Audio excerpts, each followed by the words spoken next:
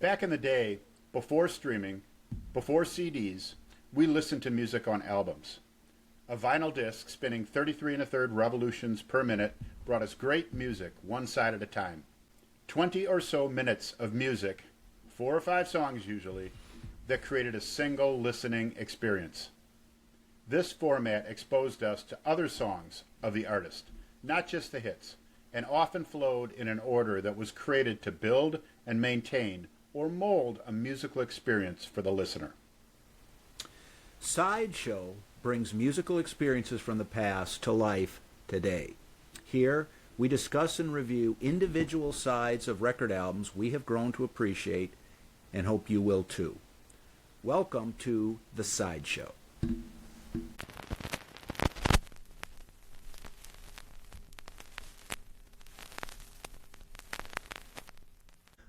All right, welcome everyone back to The Sideshow. This session is Mark's to take. So, Mark, what do you have for us today? Thanks, Mike. I am bringing to the table Led Zeppelin's 6th album, Physical Graffiti, and I would like to focus today on side 3 of that album. It was a double album.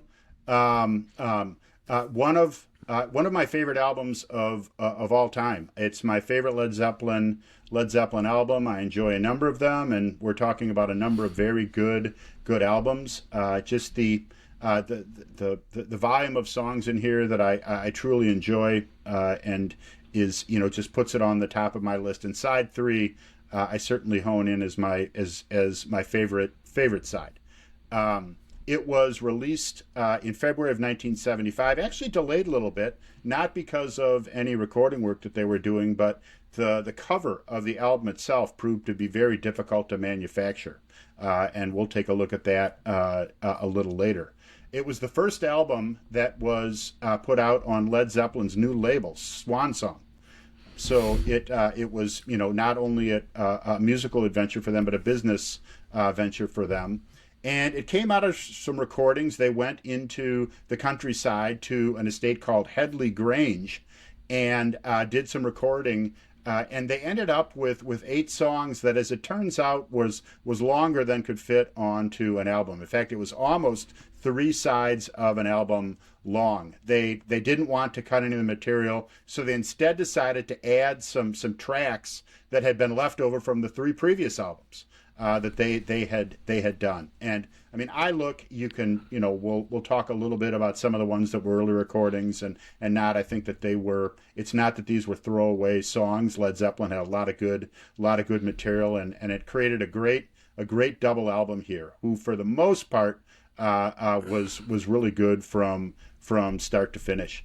And I focus on side 3, 4 songs on this side, not the biggest hits, I guess, of the album. I would say Physical Graffiti, the by far favorite track from listeners. Most famous track is Kashmir, which is if you take a look at anything from record play to the number of streams on Spotify, far dominates anything on the rest of the album. But I think that as a whole side 3, really brings together 4 songs that are a great listening experience. So we'll talk about them. But before we do, Mike, I know that you've spent a lot of time listening to this album as well. And we've talked about this before. I would put Led Zeppelin 4 as Led Zeppelin's best album, and I would put Physical Graffiti at number 2. But if I could only take one Led Zeppelin album to the desert island, I would pick Physical Graffiti. Because Physical Graffiti, for the most part, sustains 4 sides of music. I think the first 3 sides are a little stronger than the 4th side, but the 4th side still has no real clinker, no real filler. It may be filler compared to some of Led Zeppelin, stuff like Kashmir, but not what I would really consider filler. And And side three is, I mean, arguably the best of those sides. I mean, I normally, side two I would look to, which is the one that Kashmir is on. Yeah. But the songs are more unique. They're uniquely Zeppelin, but they're also unique in the context of Led Zeppelin. But at the same time, manage to kind of keep the Zeppelin approach. There's fairly riff heavy, or certainly in the Light and 10 Years Gone, very riff heavy. Yes. So and Jimmy Page is there. Yeah. And Down by the Seaside still has that Zeppelin guitar feel to it. Just the texture of the guitar is definitely Zeppelin, although it's not that same riffathon style as some of the others. I think it's a great side. And Headley Grange was they did recording there for other. I mean, like Houses of the Holy. Some of the material from that album was recorded at Headley Grange.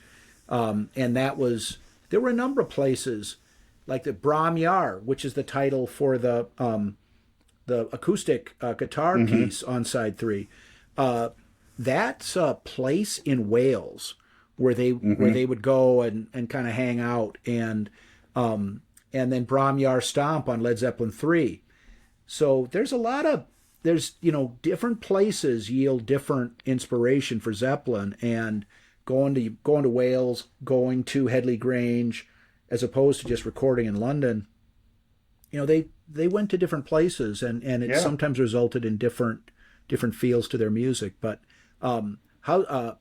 Physical Graffiti is a fantastic album, and there's no question that side three is standing alone is a fantastic side of classic rock music. Well, and it also one of the kind of the final reason, honing in on that, because there are a number of good sides. I'd agree with you. If I was going to focus on one of the other sides, it would be side one or side two.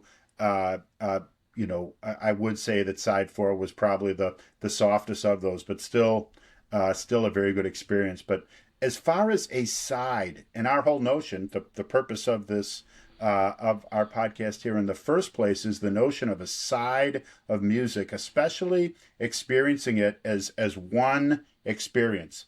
23 minutes of music to sit down and listen to it.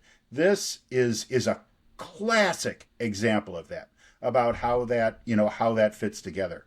And I would encourage anybody that, a lot of people that maybe listen to this are familiar with the music and certainly familiar with Led Zeppelin. But if you haven't heard it in a while, or if you haven't experienced it, this is a great one to put this side on and alone with some headphones on and listen to it.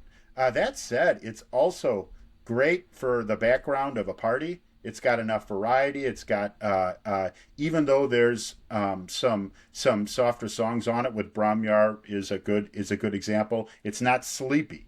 It's soft and it moves, but it's not sleepy. Great in the back of a party, and excellent hangover music. To put on in the morning while you're trying to get your head together and get your place straightened up from a party the night before. It hangs very well together as a side. And even if you tried, although the songs are not related in any way, the first and last track, the first track being In the Light and the last being 10 Years Gone, are both focused on time, right? And the two middle tracks. So you've got the bookends, and the tracks in the middle are both focused on places. And so you can think of it that way. And even the way that they start, the first song, In the Light, is about looking forward in time, and then to the rest of the album. The last song, 10 Years Gone, is really about looking back. So it really does, those provide good bookends to a side that is a great single listening experience, which is why I like it. So let's kind of talk about some of the individual tracks. It starts, the first song is In the Light. And this starts out with kind of a very almost spooky lead-in. The song was originally called In the Morning, And although I did not know that till years later, I always thought about this song as being in the morning, especially kind of a foggy morning near a lake. The way that it there's kind of a drone of a bagpipe in the background, and then some keyboard that almost sounds like loons sounding across the lake. It's kind of a the day is very slowly and calmly starting with this lead, and it's kind of a spooky feel that goes on for almost 3 minutes before before the song itself kicks in with some just classic, just standard Jimmy Page riffs that drive the song. And there's kind of a once that lead in is done, there's really four parts to the song, which are really two different types of music.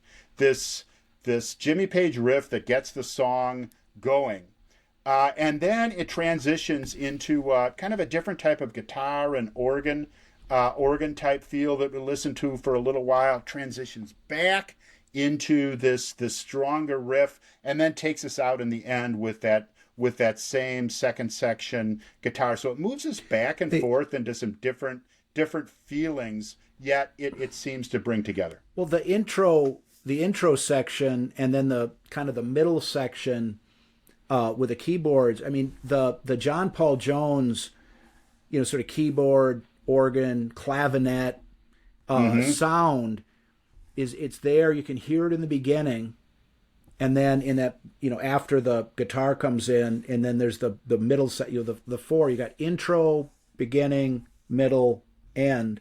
So what I'm calling the middle section. Yeah. John Paul Jones sort of asserts himself in those two sections, and it's speaking of In the Light. I mean, you've mentioned kind of what it makes you think of. Every time I hear In the Light, I think of a time when this would have been, I was working for United Van Lines, and this would have been either the summer of like 1984 or 1985. I was going to college at the time, and I was home from college in Appleton, Wisconsin, where Mark and I grew up, and was working for this moving company. And I'd been out with this guy on a road trip about 2 weeks on the East Coast, New York, Philadelphia, Washington, D.C., and we were coming back to Appleton, and we had to stop in Chicago and help another crew get a piano down from an apartment. In any case, took care of that. Sounds like fun. Yeah, it was a real hoot. I mean, and the guys they were good guys that I was working with. It was good memories. But in any case, so it's like 8 at night, and we've been on the road for 2 weeks, and we leave from Chicago to go back up to Appleton. So we're not going to get up to Appleton. It turned out it was maybe it was later than 8 o'clock, because we didn't get back to Appleton until 4 in the morning, 5 in the morning. Mm-hmm. It was starting to get light. Yeah. But in any case, we're driving, and Joe, the driver, was so tired that he was playing music really loud, just to keep himself awake. And we were within an hour of Appleton, and WAPL was playing, and they played In the Light. Mm-hmm. And so it was on really loud on a radio in the semi truck that was probably about 15 years old in 1985. Yeah. And so it wasn't the best sound. Yeah. But and you go through all those, because when it was turned up loud and it went from the intro into the, Jimmy Page in your face guitar, because that's a fairly aggressive guitar riff. Yes. In that. But that's so whenever I hear or talk about In the Light, I think of that. Highway 41. It's dark in the morning, trying to get home so we can go to sleep. And I actually think, although I started listening to and thoroughly enjoying this album when we were in high school, where it really rang true to me was actually after I was in the service, and left home, and to me there is a feeling of being alone in this song. It's optimistic, but it's also sad. There's a loneliness that comes through some of the lyrics in this song, and that's probably the point in my life where it really just rang. I felt it, right? Not just the music and that type of thing, but that notion of, yeah, this is kind of where I'm at right now, right? It was looking towards the future. There's an optimism in the song, but there's absolutely a sad loneliness, and that whole idea of kind of coming to the end of this is kind of the sun is just coming up. We're tired. I can see that. No. There's a new day coming, and I'm gonna get to sleep soon. But right now, it's like let's just find our way home. Yeah. I've always thought it was a great song. Again, it's got some power to it, some loudness to it. Played loud is fine, but again, I've also had a number of points in my life where I really related to it. No. And so, go on. Just a comment on the, riff is a term we've mentioned, and I think the Yes. riffs are mostly in the Light and 10 Years Gone on side side 3. But I would argue that all of all 6 songs on side 1 and 2 are heavily riff oriented. Absolutely. Custard Pie, definitely. The Rover, same riff. In My Time of Dying is a little stretches out a little more than that. But I mean, all 3 songs on side 2, House of the Holy, Trampled Underfoot, Cashmere is the ultimate riff song, Yes. One could argue. And In the Light keeps that going. Well, and Jimmy Page had an incredible ability to take a riff, which is really just a sequence of not that many notes, a short piece of music, and create it in such a way where it could just be repeated, and it created the type of rhythm that could create just a great rock and roll song. It wasn't just, it wasn't random. He had an ability to do this that other artists just did not. And to your point, some of these songs, I mean, were just completely based on the power of these riffs. And 10 Years Gone, In the Light that we just spoke about certainly was one, and 10 Years Gone when it comes to the end. But in between, our second song, we shift away from focusing on time, and we talk about a place, which is Bromyar, which was a place that the band had spent a lot of time in recording previous albums. In fact, this is one of the leftover songs from previous recordings. It was actually written about 4 years earlier.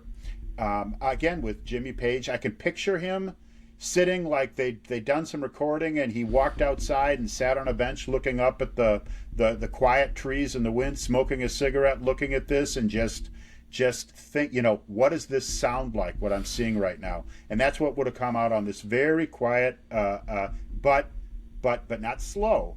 It moves along type acoustic guitar that I feel the wind in the trees when I'm listening to this song, and you can just feel that notion that this was a place that certainly Jimmy Page felt peace and the separation from some of the hecticness of society to allow them to create music. It is a beautiful song, and the way you describe him playing it is apt, and that kind of Welsh forest, misty mountain vibe was kind of a big part of Led Zeppelin. It didn't rear its head in every song, but that was a big part of their kind of mystique, in my opinion. Kind of the mystical aspect of some of their songs, and as far as Jimmy Page's ability on acoustic guitar, for anybody that's interested, on the Led Zeppelin DVD, which has been out for a while, and that's got a lot of great material. And one of the high points, in my opinion, is the concerts from 1975. I believe they were recorded at Earl's Court venue in London in 1975. but there's an acoustic set that they do with Going to California, That's the Way, and Brahmyar Stomp from Led Zeppelin 3. And Jimmy Page is playing acoustic guitar during all of those. John Paul Jones plays some mandolin in some of those. But for anyone who wants to poke their nose deeper into the acoustic Led Zeppelin, though, that is well worth your time.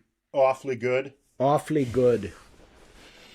Well, we move from we move to something a little bit more, well, a lot more guitar oriented. Still not focused on heavy riffs, but Down by the Seaside, where again it is focused on the guitar. There's kind of almost an aquatic sounding tremolo kind of guitar feeling as this song starts in Down by the Seaside, and I can picture myself, down on a not so much like a beach, but like the sea, at the sea, and with the waves, and you almost feel yourself moving back and forth to this song. It's got a that kind of you can feel yourself rocking along to the song, and it's got a feel to it that is very, very appropriate based on the notion of Down by the Seaside. Well, and what you say about aquatic but not beach is, these guys are from England, and going to the beach at Siesta Key, Florida, is not like going to the ocean in England, particularly if you get up into northern England or Scotland, stuff like that. And much more rugged. Yeah, and I agree with you that it's more of a craggy seaside type, where it doesn't have to be. In fact, it's almost not sunny. It's so I definitely agree that the feel that you get from the song, it evokes that kind of imagery. That's the imagery that the sound evokes in my mind as well. And the at the same time, though, the song, like a lot of Led Zeppelin songs, is broken into different sections. It transitions into the middle of the song to a heavier kind of almost like an urgent. Although there's not like a intense drum beat, but it feels almost like a tribal, chant or dance that kind of moves you along, and it's as if this person is either back or thinking about being back in the more hecticness of life, and away from the seaside, and in like, how are you going to bring this tranquility of the sea back into this hecticness of life? And it provides some like almost like some advice. There's some words, do you still do the twist? Right? Are you still enjoying life? Are you still dancing? That's out there.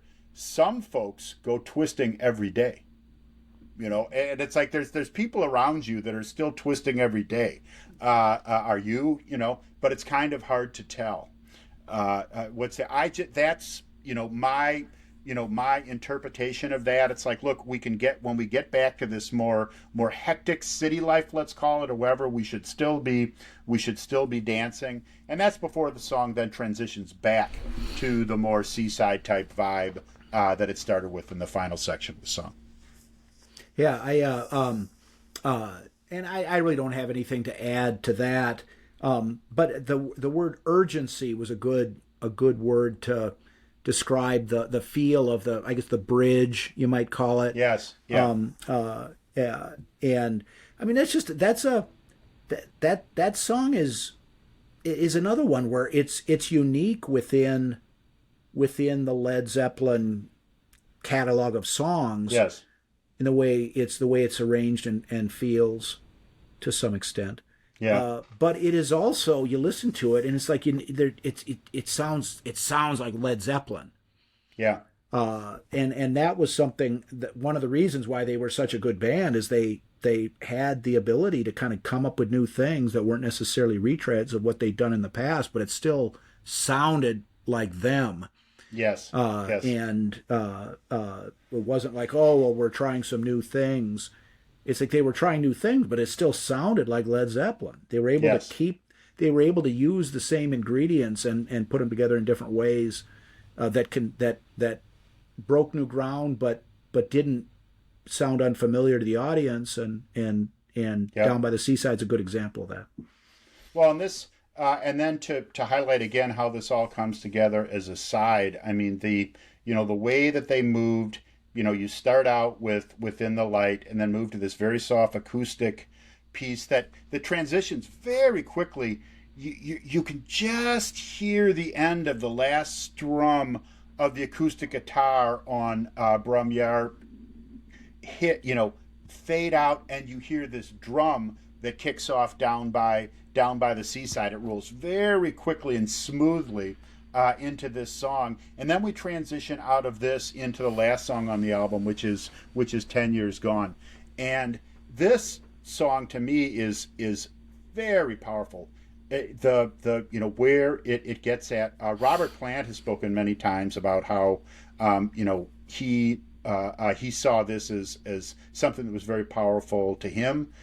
Basically, the music was done, and they handed it to him, and he put the lyrics of this together about a time in his life when he had to basically leave someone to pursue his musical career, and the whole notion of what would have been if I had made a different decision there. And really in an interview after the fact, talking about how if we'd get together now, we probably wouldn't really even know each other, potentially even like each other. He'd obviously gone in a very different direction. They probably wouldn't have had a whole lot in common. That doesn't mean that he didn't think about from time to time, what would happen.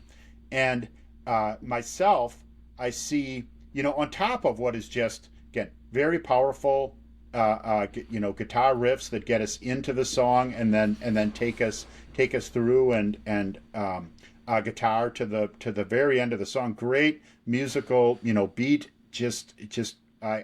I really like it. It's from that perspective. It's right up there with a lot of very powerful songs that Led Zeppelin did. But this notion of there's things that we have in life, and we're going on for a period of years, and we assume, right, that something is either going to happen or is not going to happen. And when that changes on you, it really can crumble the foundations of everything that you're living in and what you saw life to be in the future. And I really hear that in this particular song. The idea of lyrics like, I never thought that I'd see your face the way it used to be, right? I never thought that I was going to see that. I thought that was gone. This idea of just a transition of what you assumed would be true. It's something I always liked about the song Fire and Rain by James Taylor. I always thought that I'd see you again. It's something that you had just assumed was going to be there or not be there, and suddenly that changes, and that's when it becomes so apparent how much time has passed in your life. And it's one thing to listen to this song when you're 16 years old, 17 years old, when we first started listening to this music. It's another thing to listen to it when you're 30. It's another thing to listen to it when you're 60, and it becomes, if anything, more powerful. The messaging from the song as time goes on, and that's just above and beyond a song that just sounds great to listen to. It switches back and forth, again, a couple different sections of getting a little bit more reflective, and then kicks right back into to a very powerful song and a very powerful ending, and a great bookend to a wonderful side of music. Well, one of the powerful parts of the song is when the bridge comes in. Did you ever really need somebody, really need him bad? Yeah. And then Page just strums across all the strings. Yes. And it's got that sort of kind of little sloppy almost Zeppelin sound, yes. But it has just a visceral, it makes a visceral connection, from the emotions that are being conveyed through the song lyrics by way of sound. by way of the instrumental music itself. Um, uh, Well, and it's also very complex. If you look at the arrangements of this and moving back and forth in time sequences and very similar to like a lot of what Pink Floyd tried to do. I mean, really make some complex type of music. I was at some point I was taking a look at this song. There was like a web page of a person trying to explain to a guitar player like how to play this and what's happening with these chords. They had to use visuals about how the chords are moving back and forth and some of the time sequences are changing throughout the songs. And they actually after a while stopped performing it live. It was very difficult to perform live. You had John Paul Jones with like a three neck guitar with 12 and 6 and a mandolin, and it was hard to try and bring it out. I don't know if they ever performed it live. They may not have. I'd read somewhere that they stopped performing it live. I don't. That implies to me that they'd at least given it a shot. And that detail doesn't matter. The bottom line is if it was in their repertoire on stage, it went away quickly. Yes, because it was very complex. Musically, I mean, from a scholarly study of music, I mean, this is something that would take some time to get your arms around, and you can sense that in the kind of the changes and places that the music is taking you, which to me is a sign of good music, that it's able to do that. However, it does it. There is a YouTube video and possibly multiple YouTube videos available where some guitar player, some like some guy like you or I, if you or I could play electric guitar well, who goes through, and it's like 30 minutes, or I don't know how, but it takes a while, and so here's this classic rock fan with a Les Paul guitar, and starts playing, because even the relatively quiet intro, it's an electric guitar, not a acoustic guitar, and there's no other. It's just the guitar, and then you've got the. After that initial intro, which is very interesting, very beautiful piece of music. Well, then the, kind of John Bonham, Jimmy guitar or Jimmy Page guitar riff comes in.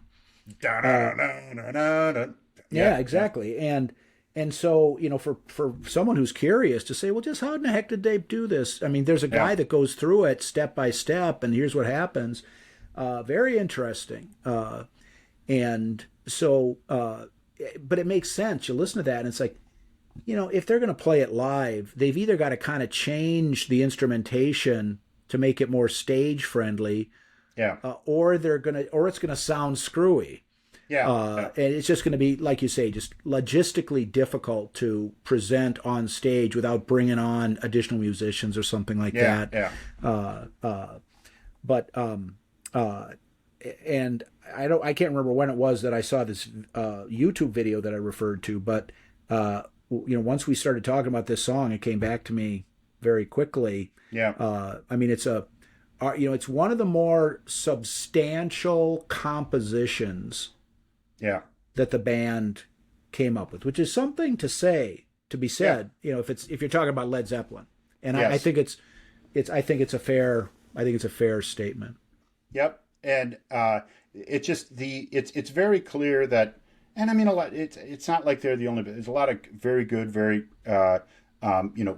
skilled musicians out there, but Led Zeppelin, clearly they didn't just sit and jam for a while and fall in to this music. There was a lot of thought and skill brought to structuring these songs. And although the riffs that we've talked about themselves can be very simple, if that's all you focus on, if that's all the songs were, they wouldn't have had the success that they did, and the quality of music. There's much more to the songs than just that, but they're there, and they're very Led Zeppelin to hear it. And for most people that listen to any Led Zeppelin, you just have to hear that riff, right, which can take 4 seconds. and you now know the song and where it came from and exactly what the Well, situation is. They did it very well. but they take Black Dog, for example. Opening Hmm. track on side one of Led Zeppelin 4.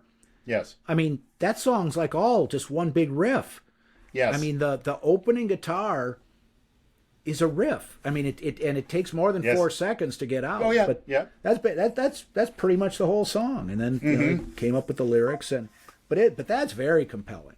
Yes. And the material on Physical Graffiti, both the song that we're talking about and the other riff songs that we've mentioned, um, just it takes the riff and turns it into something substantial. Yeah. And in this particular case, created a song that was the last song on side three of this album, and a great closing again. I really want to focus on the idea you can listen to these four songs. You can pick one. I mean, any one of them you can listen to by itself, but the experience of listening to the four of them together is its own experience. And although it was unique to the vinyl experience, you can obviously do it now. You can pick those four songs out, but this particular side was a great experience. And in that whole notion of, well, what do I want to listen to, this always popped to the top of my list. And whether it was, again, what who's going to put on the next side at a party, or what are we going to put on while we're getting this house cleaned up after the party, or just to sit at night in the dark before you go to sleep and listen to it. This side fit the bill on a lot of those, and one of the reasons that I put it as one of my favorite sides on any album by any band. Well, I think it is worthy of that, and I mean, and let's face it, if you were attending one of the typical stoner beer parties, like when we were going to high school, the odds of you hearing Led Zeppelin Physical Graffiti pretty high. Awfully good. Awfully good. Yeah. Yes, the chance of that. Okay, so how about the packaging? How about the packaging? Yes, this, and again, the packaging of this was so complex it actually delayed the album, and the fact that they wanted to stick with it shows that it was intentional, what they were doing. This is actually a newer copy of the album. One of the problems with this packaging is it tended to wear and lose a little bit of its shape. But we've got a double album here, and the outer album itself takes a shape and is cut out. So this is a building, and that you can go online and find where this building is in New York. And then there's a number of pieces of artwork, whether it be the sleeves to the album that you could slide in. And now you've got people in these windows. It's very interesting, especially at the end of a night where, again, you've been to a stoner beer party to check out these pictures and identify them. Some of them are members of the band. Some of them are other pictures. There's also different sleeves that are in here that either have just blank windows. I'll slide this back in. Blank windows, or the actual labeling of the album as Physical Graffiti. So very interesting artwork. The album itself, unusual, and it was the first Swan Song album that Led Zeppelin put out. And not only was it the album itself very interesting to look at and to enjoy, but some fantastic music inside. And as we have just focused on today, side 3 was one of them, and I'd encourage everybody to give it a listen. Hear, hear. All right, good show, Mike. We will talk soon. All right. Sounds good, Mark.